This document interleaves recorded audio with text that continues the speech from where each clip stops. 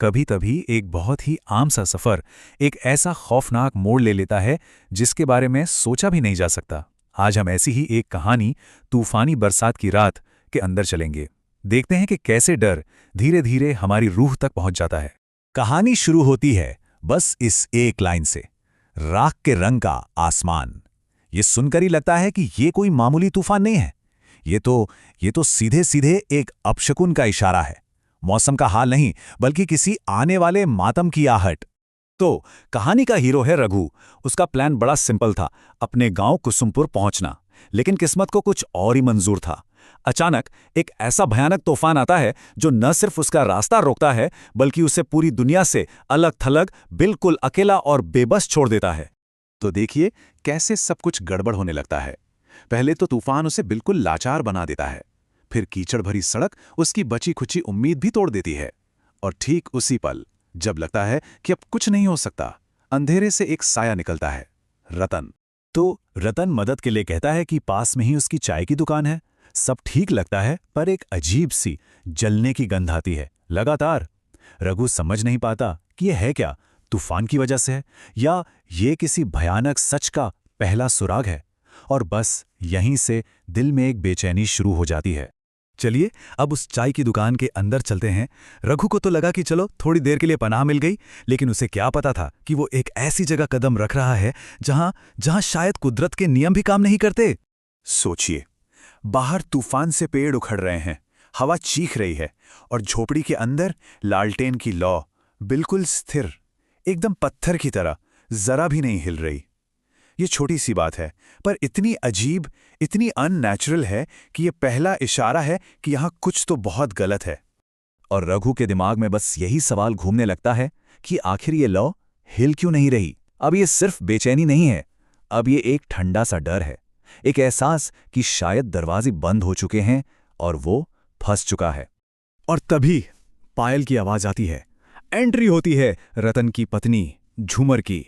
दोनों एक दूसरे को देखते हैं, बस एक पल के लिए, लेकिन उन आंखों में एक पूरी कहानी है, एक गहरा राज जिसके बारे में रघु को कोई अंदाजा नहीं है, और शायद वो राज रघु के ही बारे में है। रतन कहता है, झूमर के हाथ का पान खा के जिंदगी भर नहीं भूल पाएंगे। सुनने में कितना नॉर्मल लगता है ना?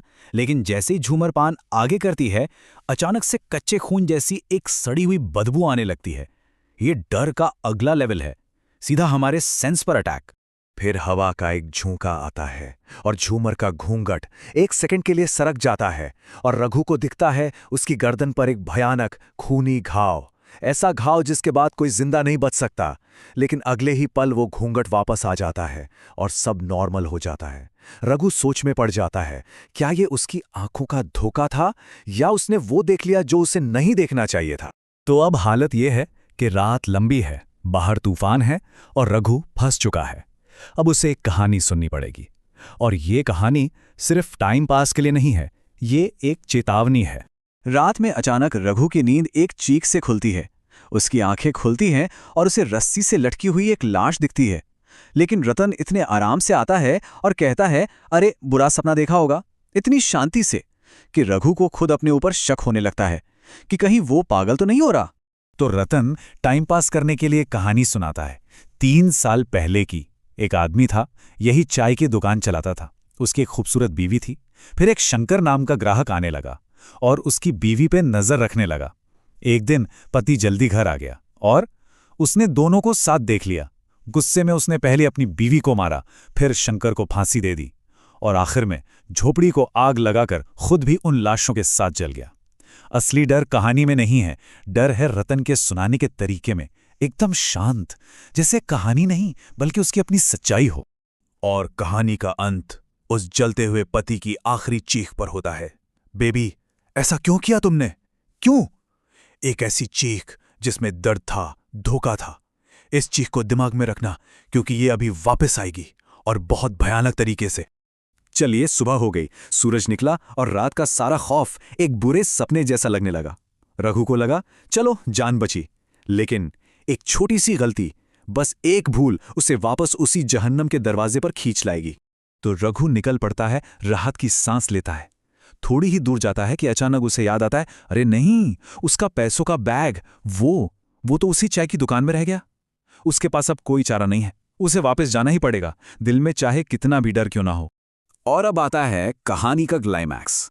रघु वापस उस जगह पहुंचता है और जो वो देखता है उसके पैरों के नीचे से जमीन खिसक जाती है। रात वाली चाय की दुकान अब वहां है ही नहीं। रात भर उसने जो देखा, जो महसूस किया, वो सब एक झटके में गायब हो गया। जहां पिछली रात एक चलती फिरती चाय की दुकान थी, वहां सुबह में सिर्फ एक जला हुआ खंडर है, एक काला पड़ चुका ढांचा। ऐसा लग रहा है जैसे इस जगह पर तो सालों पहले आग लगी थी। रघु का दिमाग ये मान ही नहीं पा रहा। और तभी उन खंडरों के बीच से एक आवाज आती है, आप शायद ये ढूंढ रहे हैं। रघु पलटता है और उसके रोंगटे खड़े हो जाते हैं। सामने झूमर खड़ी है और उसके हाथ में रघु का पैसों वाला बैग। इस बार घूंघट गिरता है और अब कोई शक की गुंजाइश नहीं है। दिन की रोशनी में उसकी गर्दन पर वो खूनी घाव बिल्कुल साफ दिख रहा है और रघु को समझ आ जाता है वो किसी इंसान के सामने नहीं, वो एक भूत के सामने खड़ा है। और वही सड़ी हुई तीखी गंध अब पहले से भी तेज है। और रघु का दिमाग सारे टुकड़े जोड़ लेता है। रतन की कहानी सिर्फ एक कहानी नहीं थी, वो अपनी ही दास्तां सुना रहा था। रघु ने पूरी रात उन्हीं भूतों के साथ गुजारी थी। ये सच, ये एहसास इतना भयानक है कि रघु का दिमाग उससे झेल नहीं पाता। उसकी आंखों के सामने अंधेरा छा जाता है और वो खौफ से बेहोश होकर वहीं सड़क पर गिर जाता है। कहानी तो यहां खत्म हो जाती है, लेकिन एक सवाल छोड़ जाती है कि रघु का आखिर हुआ क्या। और इससे भी बड़ा सवाल यह है कि अगर कभी कोई उस सुनसान सड़क पर फंस जाए तो क्या उस भूतिया चाय की दुकान पर एक रात गुजारने की हिम्मत करेगा।